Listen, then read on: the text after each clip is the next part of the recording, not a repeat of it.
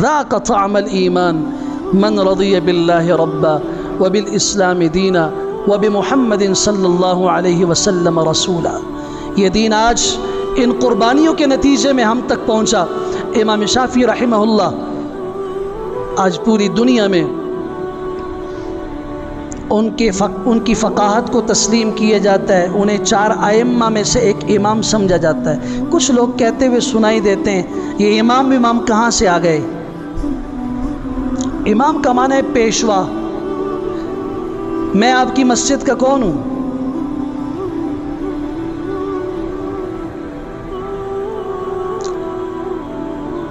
امام تو صرف ایک ہی ہے، وہ رسول اکرم صلی اللہ علیہ وسلم ہے۔ تو میں کون ہوں؟ مجھے آپ امام نہیں کہتے۔ یہ جو امام ہے یہ پیشوا کے معنی میں ہے، اور یہ تو امام الانبیاء صلی اللہ علیہ وسلم کے مقابلے میں تو ہے ہی نہیں۔ صرف صحابہ ہمارے امام ہیں، پیشوا ہیں، اہل بیت کے وہ حضرات ہمارے امام ہیں، امت کے اسلاف ہمارے امام ہیں۔ یہ امامت ایسے نہیں ملی، یتیمی کی حالت میں مکہ مکرمہ میں پیدا ہوئے، بیت اللہ کے پڑوس میں گھر تھا، ماں نے نکالا علم کے لیے، اور مدینہ منورہ سے ہوتے ہوئے مصر، شام، عراق، ان علاقوں سے علم حاصل کر کے واپسی پر مدینہ منورہ آئے۔ امام دار الہجرہ امام مالک رحمہ اللہ نے ہدیے کے طور پہ گھوڑے دیے، مال دیا۔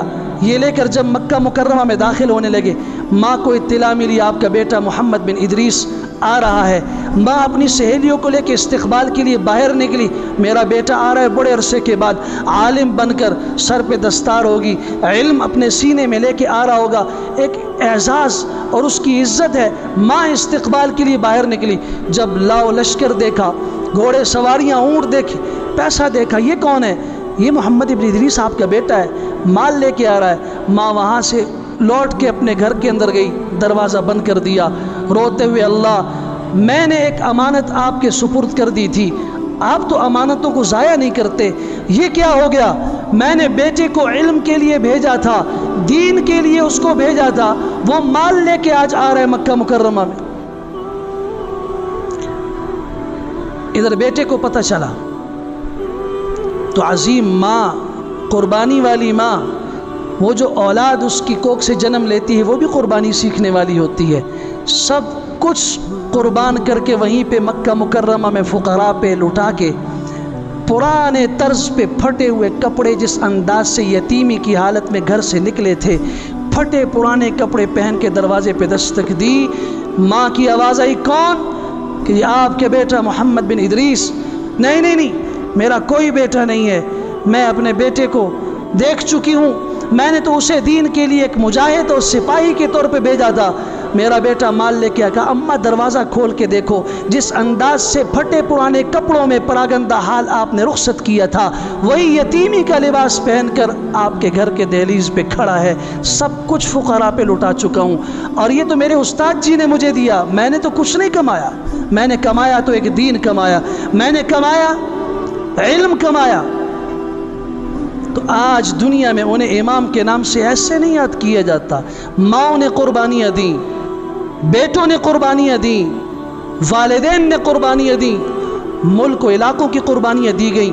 ان قربانیوں کے نتیجے میں آج دین کونے کونے تک پہنچا ہوا اور پھیلا ہوا اور موجود، محفوظ شکل میں موجود ہے۔ اور آج کا مسلمان صرف ایک جانور کی گردن پہ چھری چلانے کے اوپر نوحہ کنا نظر آتا ہے، روتا ہوا اور چلاتا ہوا نظر آتا ہے۔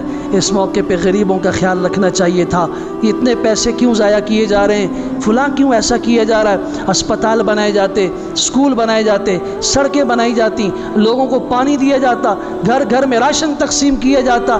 انہیں میں نے پہلے بھی عرض کیا، دین کے ایک ایک بات وہ محفوظ ہے، اس میں کسی کو رد و بدل کرنے کی گنجائش نہیں ہے۔ جہاں وہ ساری عبادتیں اپنی جگہ پر ہیں، وہاں پہ یہ مستقل عبادت ہے، فَصَلِّ لِرَبِّكَ وَانْحَرْ۔ آپ اپنے رب کے لیے جہاں نماز پڑھیں گے، وانحر، وہاں قربانی بھی دیں گے آپ، اور محبوب مال کی قربانی دیں گے۔ ایک اور غلطی کی اصلاح بھی کرتا جاؤں آخر کے اندر، اللہ تعالی ہم سب کی نیتوں کو خالص فرمائے۔ قربانی ضرور کیجئے، لیکن یہ جو ریا ہے اور دکھاوے کی ایک ظاہری شکل ایک عرصے سے سامنے آئی ہوئی ہے، اللہ کے لیے اس کو رخصت کر دیجیے۔ دین اسلام میں جانور کے قربان کرنے کا اور اس کی عمر کا تعین ہے، اس سے بڑھ کر آگے کچھ نہیں ہے۔ اس کے اوپر تفاخر کرنا، فخر کرنا، اور اسے ایک خاص انداز سے لے کے گلی محلوں میں گھومنا، لوگوں کو نظر آئے۔ عجیب بات، وہ لوگ کہتے ہیں جی یہ ہم اس پہ خوش ہوتے ہیں، مقصود تو اللہ کی رضا ہے۔ تو میں ایک چھوٹا سا سوال پوچھوں گا آپ سے، قربانی اللہ کی رضا کے لیے ہے، صدقہ فطر کس کے لیے ہوتا ہے؟ بولیے۔ یہ بڑی عید پر ہے نا، وہ چھوٹی عید کے موقع پر ہوتا ہے۔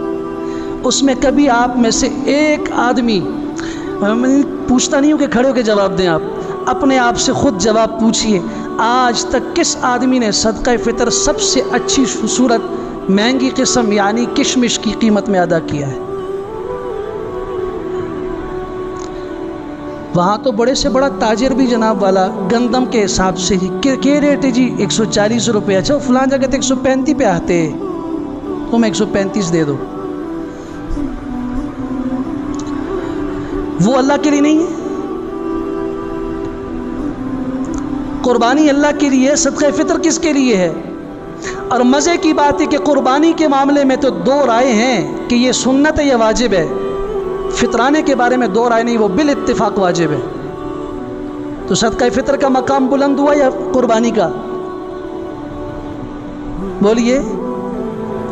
اس میں کیوں ہم امیر سے لے کر غریب تک، ایک مزدور بھی اور ایک ہزاروں لاکھوں مربوں کا مالک بھی گندم کے حساب سے کیوں دے رہا ہے؟ میں فرق بتا دیتا ہوں ہمت کر کے، اس لیے کہ وہ نظر نہیں آتا اور یہ نظر آتی ہے۔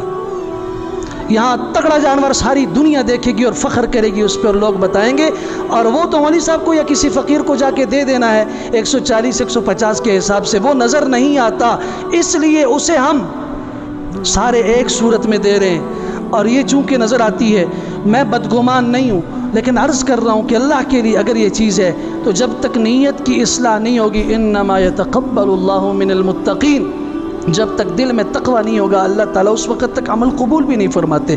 اللہ تعالیٰ ہمیں اصلاح کی توفیق نصیب فرمائے۔ وآخر دعوانا الحمد للہ رب العالمین۔